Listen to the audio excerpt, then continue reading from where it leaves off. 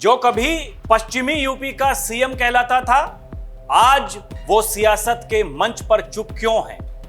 जिसके इशारे पर कभी टिकट बंटते थे, आज उसी को टिकट मांगने की नौबत क्यों आ गई?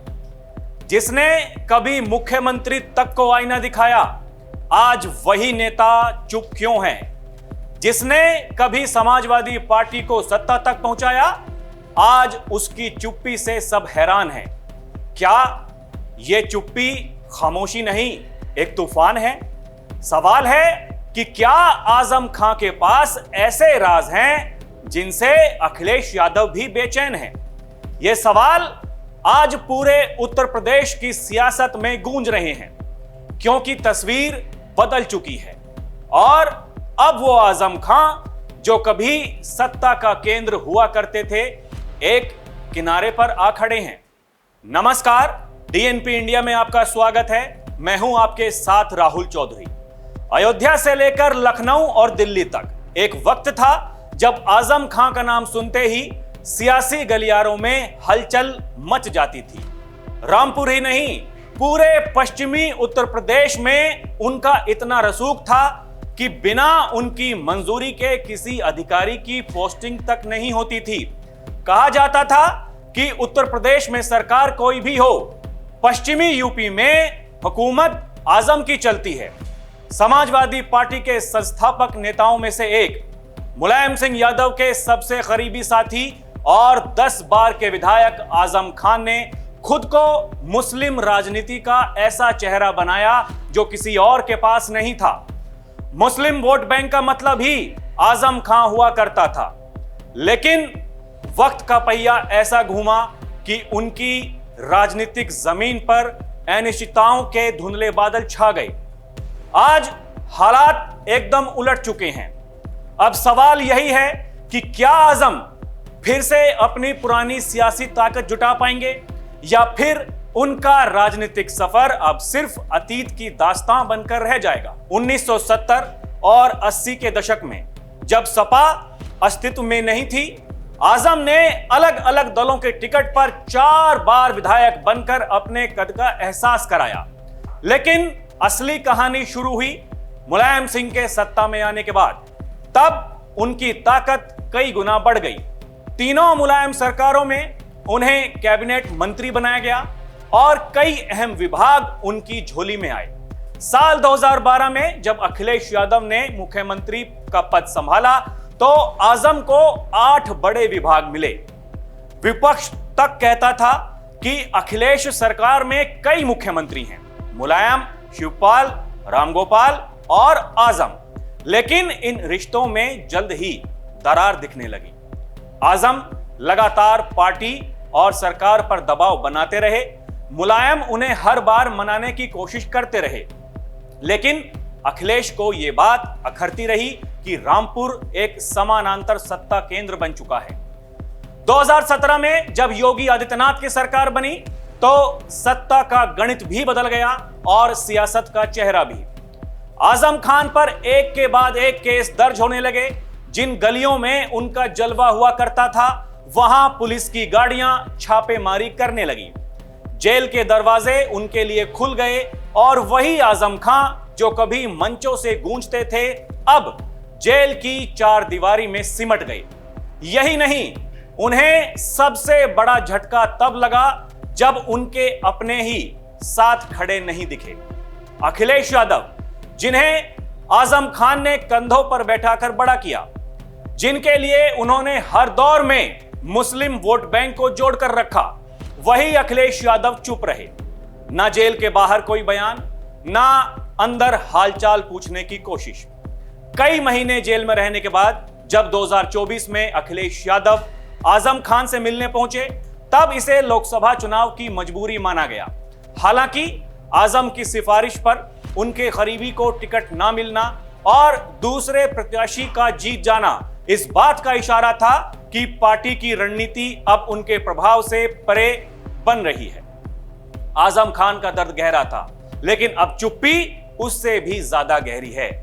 आज वही अखिलेश यादव जो आजम से आंखें चुराते फिरते थे, अब अचानक फिर से उन्हें याद करने लगे हैं। सभा में उनके नाम की तारीफ, मंच से उनके संघर्ष की बातें। सवाल उठता है कि ऐसा क्या बदल गया? क्या अखिलेश यादव को एहसास हो गया कि बिना आजम खां के मुस्लिम वोट बैंक पूरी तरह उनके हाथ से फिसल सकता है, या फिर आजम खां के पास ऐसे राज हैं जिन्हें वो सामने ले आए तो समाजवादी पार्टी की सियासत हिल सकती है? याद कीजिए, आजम खां सिर्फ एक नेता नहीं, समाजवादी पार्टी के 3 दशक पुराने अंदरूनी खेल के गवाह हैं। टिकट बंटवारे से लेकर मुस्लिम नेताओं के उठने बैठने तक, मुलायम, अमर सिंह, अखिलेश के बीच हुए हर सियासी सौदे तक आजम बहुत कुछ जानते हैं। और यही वजह है कि उनकी चुप्पी जितनी भारी है उतनी ही खतरनाक भी है। आजम खां की अनुपस्थिति में पश्चिमी यूपी की राजनीति का पूरा समीकरण बदल गया। मुस्लिम समाज का बड़ा हिस्सा अब सपा के साथ उतनी मजबूती से नहीं खड़ा जितना पहले खड़ा होता था। कई सीटों पर असपा और बसपा जैसे दल मुसलमान वोटरों में सेंध लगा रहे हैं। यही वजह है कि अब अखिलेश को फिर से आजम की जरूरत महसूस होने लगी है। याद रखिए, रामपुर, मुरादाबाद, संभल, बरेली, अमरोहा जैसे जिलों में आजम खां की पकड़ आज भी मुस्लिम समाज में असर रखती है और यही वोट 2027 के चुनाव में किंग मेकर साबित हो सकते हैं। अब सवाल उठ रहे हैं कि ऐसी कौन सी बात है जिसने पूरे यूपी को सोचने पर मजबूर कर दिया है? आखिर ऐसे कौन से राज हैं जो आजम खां के पास हैं कि अखिलेश यादव इतने बेचैन हो उठे हैं? पार्टी के टिकट बंटवारे में हुए समझौते की कहानियां, सपा सरकारों के समय हुए अंदरूनी सौदे, मुस्लिम नेताओं के साथ हुए सियासी वादे और उनके तोड़ने के किस्से, क्या इन सब की जानकारी आजम खां के पास है?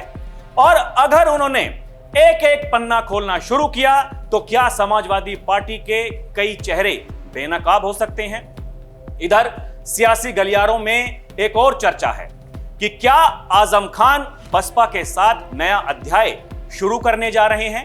क्या मायावती के साथ मिलकर वो फिर से मुस्लिम दलित समीकरण खड़ा कर सकते हैं? अगर ऐसा होता है तो अखिलेश यादव की राजनीति पर इसका क्या असर होगा? क्योंकि मुस्लिम वोट बैंक का बड़ा हिस्सा सपा से खिसक सकता है और 2027 के चुनाव में समाजवादी पार्टी को बड़ा नुकसान हो सकता है।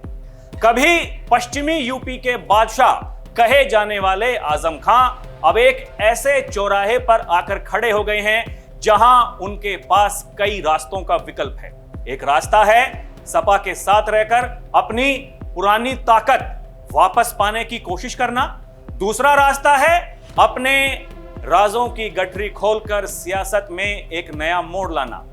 जो भी रास्ता आजम चुनेंगे उससे उत्तर प्रदेश की राजनीति पर सीधा असर पड़ेगा, क्योंकि आजम खां अब भी मुस्लिम वोट बैंक की चाबी अपने पास रखते हैं और यही चाबी अखिलेश यादव को बेचैन कर रही है।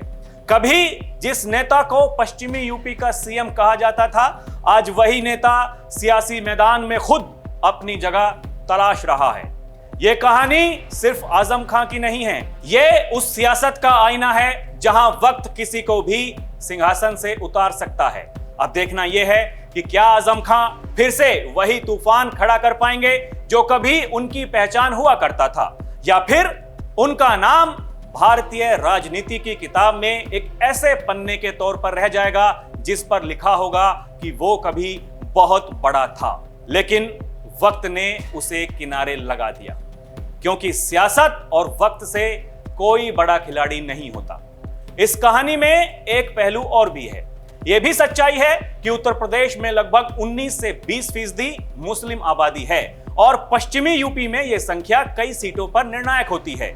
बीजेपी ने 2022 और 2023 के उपचुनावों में आजम खां की गैरहाजिरी और जेल में रहने का फायदा उठाकर इस किले को भेद लिया था। दर्शकों, आपको क्या लगता है? हमें कमेंट करके जरूर बताइएगा। अभी के लिए इतना ही। आप देखते रहें डीएनपी इंडिया, हर खबर भरोसे के साथ। नमस्कार, जय हिंद।